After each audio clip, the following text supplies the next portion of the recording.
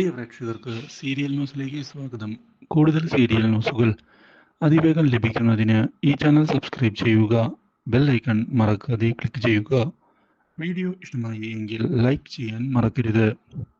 കൺമണിയെ പെണ്ണ് കാണുന്നതിനായി ആളുകൾ വരാൻ പോവുകയാണ് എന്നുള്ള കാര്യം അറിഞ്ഞതിനെ തുടർന്ന് കൺമണി വളരെയധികം സന്തോഷിക്കുകയാണ്. ഇതേ തുടർന്ന് കൺമണി വിഘ്നേശ്വരന്റെ അമ്പലത്തിൽ പോയി പ്രാർത്ഥിക്കുമ്പോഴാണ് വീണ്ടും അന്ന് കണ്ടതുപോലെയുള്ള സംഭവങ്ങൾ നടക്കുന്നത്. ഇതോടെ കൺമണിയാകെ ഞെട്ടിപ്പോകുന്നു. കൺമണി വിചാരിച്ചതുപോലെ തന്നെ കൺമണിയുടെ വിവാഹം ഉടൻ തന്നെ നടക്കും എന്നും കൺമണി വലിയൊരു വീട്ടിലേക്ക് കയറി ചെല്ലും എന്നുമുള്ള കാര്യമാണ് കൺമണി അറിയാൻ ഇടയാകുന്നത്. ഇതോടെ എന്താണ് സംഭവിക്കുന്നത് എന്നറിയാതെ ഒരു നിമിഷത്തേക്ക് കൺമണി പകച്ചു പോവുകയും ചെയ്യുന്നു.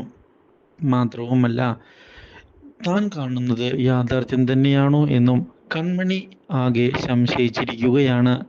പക്ഷേ എന്തായാലും വരുന്നത് വരട്ടെ എന്ന് വ്യക്തമാക്കുന്ന കൺമണി ഇതേ തുടർന്ന് അവിടെ നിന്ന് പോവുകയും ചെയ്യുന്നു.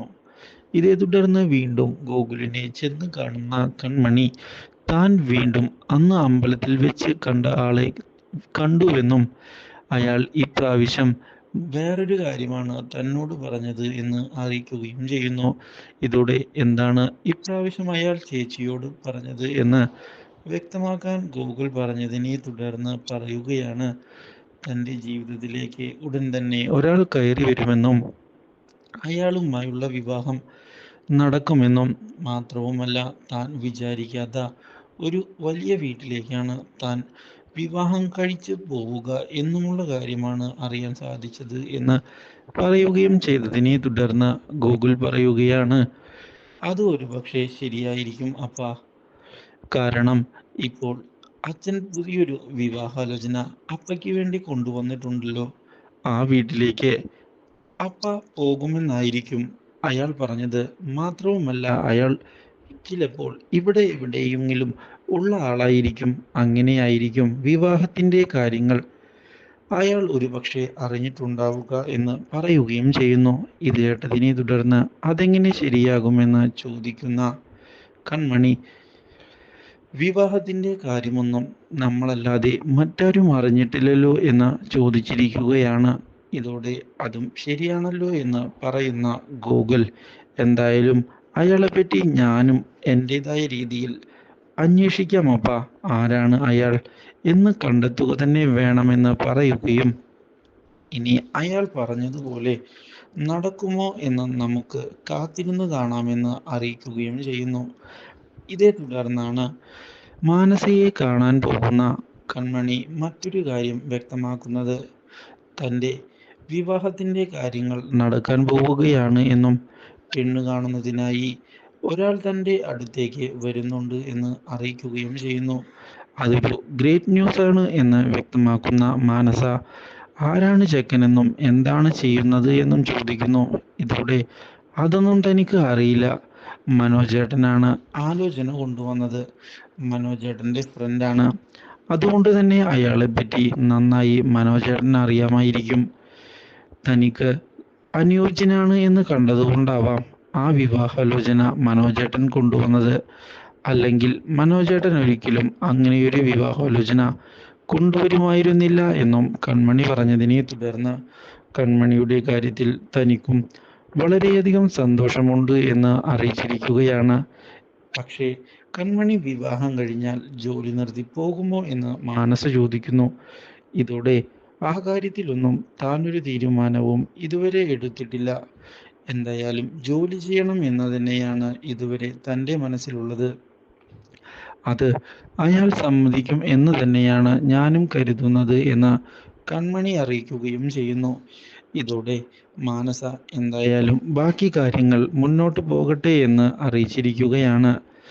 ഉടനെ തന്നെ മാനസ കാര്യങ്ങൾ ആൻറ്റിയമ്മയെ ചെന്ന് കണ്ട് പറഞ്ഞതിനെ തുടർന്ന് ആൻറ്റിയമ്മ വൈദ്യൻ കൽപ്പിച്ചതും പാല്, അതുപോലെ തന്നെ ഇച്ഛിച്ചതും പാല് എന്നുള്ള അവസ്ഥയാണ് ഇപ്പോൾ നിനക്ക്. കാരണം അവളെ നിനക്കായി ഒഴിവാക്കേണ്ടതായി വരില്ല.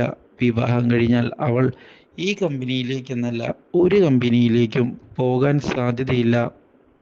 അതുകൊണ്ട് നീ എത്രയും പെട്ടെന്ന് നിന്റെ കാര്യം അവളിൽ നിന്ന് സാധിച്ചെടുത്ത് അവളെ ഇവിടെ നിന്ന് പുറത്താക്കുക. ഞാനും അത് തന്നെയാണ് ആലോചിക്കുന്നത്. നല്ലൊരു അവസരം വരികയായി, അത് മാക്സിമം മുതലെടുക്കണം എന്ന് പറയുകയും ചെയ്യുന്നു. ഇതേ തുടർന്നാണ് ഈ വിവാഹ കാര്യം ക്രിഷ് അറിയാൻ ഇടയാകുന്നത്. ഇതോടെ ഞെട്ടിപ്പോകുന്ന ക്രിഷ് ഉടൻ തന്നെ മഹിയെ ചെന്ന് കാണുകയും മഹിയോട് അവളുടെ വിവാഹം നടക്കുകയാണ് എങ്കിൽ പിന്നെ നമ്മളുടെ പ്ലാൻ എല്ലാം പാളിപ്പോവുകയില്ലേ എന്നും അവളുടെ ജാതകദോഷം ഇപ്പോൾ എനിക്ക് തിരിച്ചടി ആയിരിക്കുകയാണ് എന്ന് വ്യക്തമാക്കുകയും ചെയ്യുന്നു. അവൾ എൻ്റെ കൂടെ നിന്നാൽ മാത്രമാണ് മാനസയെ എൻ്റെ ജീവിതത്തിൽ നിന്ന് ഒഴിവാക്കാൻ സാധിക്കുകയുള്ളൂ. അവൾ വിവാഹം കഴിച്ചു പോയാൽ ആ കാര്യം നടക്കുകയുമില്ല. അതുകൊണ്ട് എന്താണ് ചെയ്യേണ്ടത് എന്ന് മഹിയോട് ചോദിച്ചതിനെ തുടർന്ന് മഹി പറയുകയാണ്, ഈ വിവാഹം തൽക്കാലത്തേക്ക് മുടക്കുകയാണ് ചെയ്യേണ്ടത്. എന്നാൽ മാത്രമാണ് അവൾ ഇപ്പോൾ കമ്പനി ഉപേക്ഷിച്ച് പോകാതിരിക്കുകയുള്ളൂ. അല്ലെങ്കിൽ വിവാഹം കഴിഞ്ഞാൽ അവൾ ജോലിക്ക് വരുന്നത് തന്നെ നിർത്തിക്കളയും. ഇത് കേട്ടതിനെ തുടർന്ന് ക്രിഷ് പുതിയ നീക്കങ്ങൾ ആരംഭിച്ചിരിക്കുകയാണ്. വിവാഹത്തിന് കാര്യങ്ങൾ മുന്നോട്ട് നീങ്ങുകയാണ് എന്ന് മനസ്സിലാക്കുന്ന ക്രിഷ് ഇതേ തുടർന്ന് ചെക്കനെ ചെന്ന് കാണുകയും വിവാഹത്തിൽ നിന്ന് പിന്മാറണമെന്ന് ആവശ്യപ്പെടുകയും ചെയ്യുന്നു. ഇതോടെ എന്തിനാണ് ഞാനതിന് ഇങ്ങനെ ചെയ്യേണ്ടത് എന്ന് ചെക്കൻ ചോദിച്ചതിനെ തുടർന്ന് ക്രിഷിനൊരു വ്യക്തമായ ഉത്തരം പറയാൻ സാധിക്കുന്നില്ല. ഒടുവിൽ ക്രിഷ് പറയുകയാണ്, കൺമണിയുമായി താൻ പ്രണയത്തിലാണ് എന്നും അവളെ സ്വന്തമാക്കിയില്ല എങ്കിൽ മരിക്കും എന്നുമുള്ള കാര്യം. ഇത് കേട്ടതിനെ തുടർന്ന് ആകെ ഞെട്ടിപ്പോയിരിക്കുകയാണ് മഹി.